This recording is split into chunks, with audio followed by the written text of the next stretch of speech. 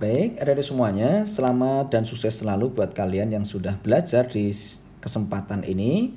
Namun kesempatan ini saya akan memberikan tambahan konsep dasar pada saat Anda menjawab terkait dengan soal tentang akar ya. Ini biasanya masuk ke ranah soal ini di TPS, biasanya ditanyakan domain ya.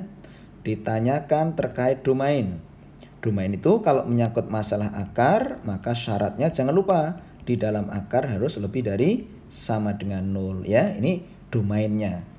Kemudian yang tidak kalah penting adalah pada saat Anda ketemu soal yang kaitannya menyederhanakan ya. Menyederhanakan bentuk akar. Yang paling harus dipahami nomor 1 sama nomor 2. Saya akan berikan contoh ya. Saya akan berikan contoh. Yang nomor 1, nomor 2, misalkan ada akar 7, ini min atau plus juga boleh ya, 2 akar 10 katakan ya. Nah tugas kalian menyederhanakan. Menyederhanakan gimana? 10 itu berarti kalau dikali itu 2 dikali 5 ya. Kalau 7-nya 2 ditambah dengan 5. Maka di sini kita akan dapatkan akar 2 ditambah dengan akar 5. Itu caranya menyederhanakan. Tapi yang perlu waspada dan hati-hati adalah pada saat tanda negatif. Kalau tanda negatif itu maka yang besar harus di depan. Nih ya, jadi kalau negatif maka posisi min yang angka besar harus ada di depan. Ya, ini sesuai dengan petunjuknya yang ada di kotak itu, wajib ya. Bagaimana kalau misalnya tidak ada angka 2-nya, jadi wajib semacam ini ya. Ini saya berikan contoh di sini, sudah sangat jelas contohnya. Jadi kalau 48 itu ya dikeluarkan 4-nya ya, sehingga menjadi 2 akar 12. Sehingga 12 itu 4 kali 3 dan 4 tambah 3.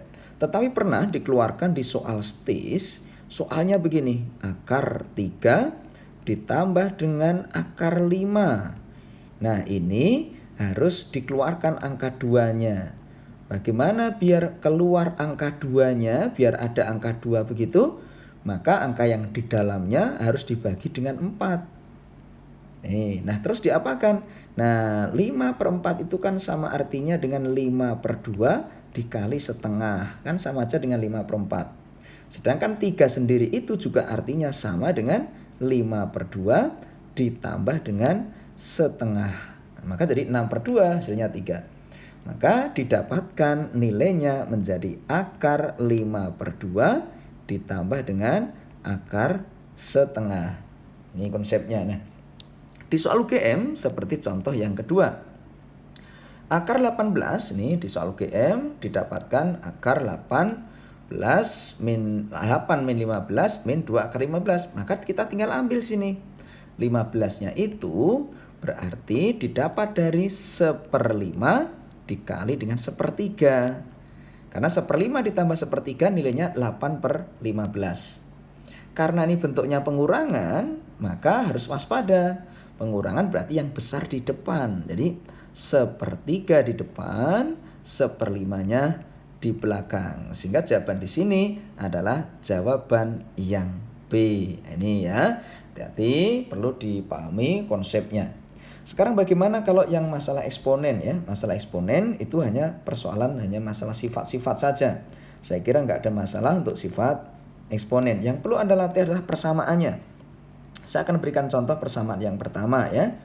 Persamaan yang pertama di sini biasanya muncul katakan ya 2 pangkat X min 2 senilai dengan katakan 8. Pasti ini mudah sekali. Misalkan menjadi 2 pangkat 3. Maka tinggal nyamakan yang atas saja. Sehingga X min 2 senilai 3, X-nya didapatkan 5.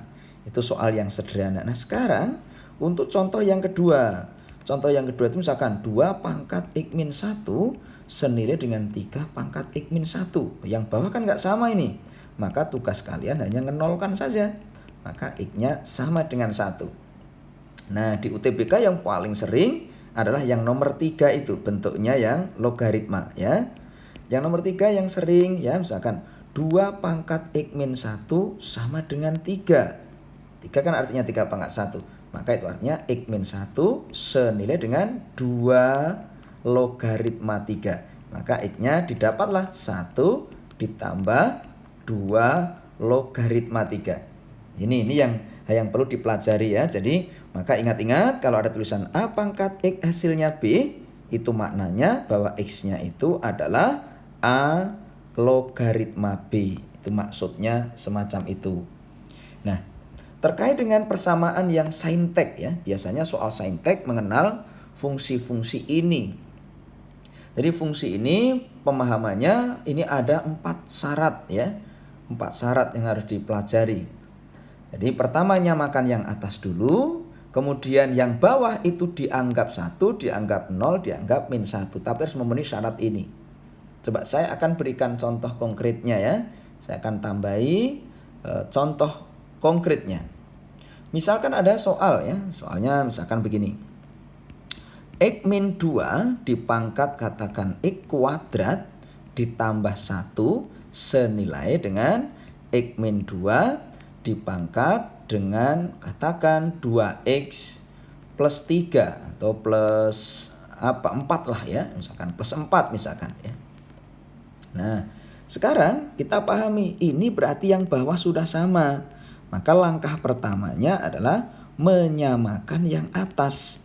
X kuadrat plus 1 senilai dengan 2X plus 4. Pindahkan ke kiri jadi X kuadrat min 2X min 3 sama dengan 0. Faktorkan. Kalau difaktorkan saya kira ini 1 sama 3 min sama plus didapatkan X-nya min 1 sama X-nya 3. Syarat ini terpenuhi. Sekedua, anggaplah bahwa X min 2 itu dianggap 1. Maka otomatis didapatkan X-nya sama dengan 3. Nih ya, ini persamaan berikutnya. Sekarang yang ketiga. Anggaplah, ini mulai hati-hati ya. Anggaplah X min 2 itu senilai dengan min 1. Nah, mulai yang nomor 3 ini wajib hati-hati karena jika pembaginya itu min 1 hanya akan sama kalau pangkatnya sama-sama genap. Kalau sama-sama genap, dia benar. Tapi kalau min 1 sama-sama ganjil juga benar. Min 1 pangkat ganjil. Tapi kalau yang satu genap, yang satu ganjil, dia tidak boleh. Maka pertama kali kita uji dulu. Kita ambil X-nya dulu. Kalau tak pindah menjadi 1. Nah, 1 itu masukkan ke pangkatnya. Pangkatnya adalah 1 kuadrat tambah 1. Anda meyakini bahwa nilainya 2. Berarti 2 itu genap. Sekarang kita masukkan ke persamaan yang satunya. Yang pangkat satunya. 2 dikali 1 ditambah 4. Ini 6. Ternyata juga genap. Berarti kalau begitu 1 itu boleh. Karena sama-sama genap. Atau sama-sama ganjil. Nggak boleh salah satunya ganjil atau genap. Sekarang kita misalkan X min 2 itu sama dengan 0. Hati-hati kalau dianggap 0. Karena kalau ini dianggap 0 maka pangkatnya wajib positif. Wajib positif. Kalau hasil pangkatnya 0 tidak boleh, pangkatnya negatif juga tidak boleh. Ya, jadi hati-hati pada saat Anda memisalkan X sama dengan 0. Jadi X-nya tak ambil 2, saya masukkan ke pangkatnya dulu. Pangkatnya berarti 2 kuadrat ditambah 1 hasilnya 5. Boleh. Ini ya, 5 itu boleh karena positif ya. Ingat ini positif. Sekarang 2 masukkan lagi. 2 kali 2 ke pangkatnya ya, ternyata hasilnya 8. Ini juga positif. Sama-sama positif berarti diperbolehkan. Sehingga 2 pun boleh. Sehingga kita bisa katakan himpunan penyelesaian dari persamaan ini dari awal ya. Min 1, kemudian 1 ya, diurutkan 1, kemudian 3, kemudian 2 ya. Berarti ada min 1, 3, kemudian 1 lagi, kemudian 2. Jadi ada 4 penyelesaian. Inilah penting di soal-soal saintek.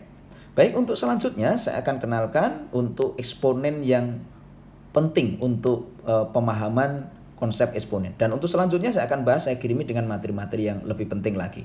Terima kasih, semoga sukses selalu. Jangan lupa like, comment, dan subscribe-nya.